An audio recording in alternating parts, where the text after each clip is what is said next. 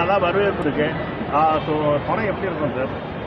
நல்லா இருக்கும். நம்பி தான் உங்கள் முன்னாடி விடுறோம். எங்களுக்கு நம்பிக்கை இருக்குது.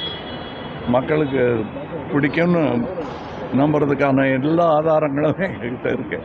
அதனால் சந்தோஷமாக இருக்கேன். இப்போ கூட நான் ப்ரமோஷனுக்காக போயிட்டுருக்கேன். மலேசியா போயிட்டு துபாய் போயிட்டு ரிலீஸுக்கு தயாராக இங்கே வருவேன்.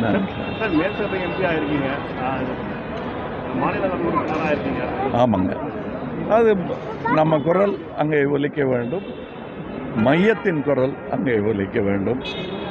அது ஒரு பாரபட்சமில்லாத தமிழர்களுக்கான குரலாக அது இருக்க வேண்டும். தொடர்ந்து பார்த்தீங்கன்னா தமிழகத்தில் அதிகமான புதிய கட்சிகள் தொடங்கிட்டு இருக்காங்க.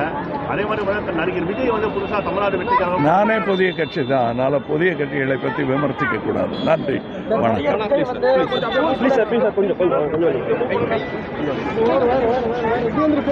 வா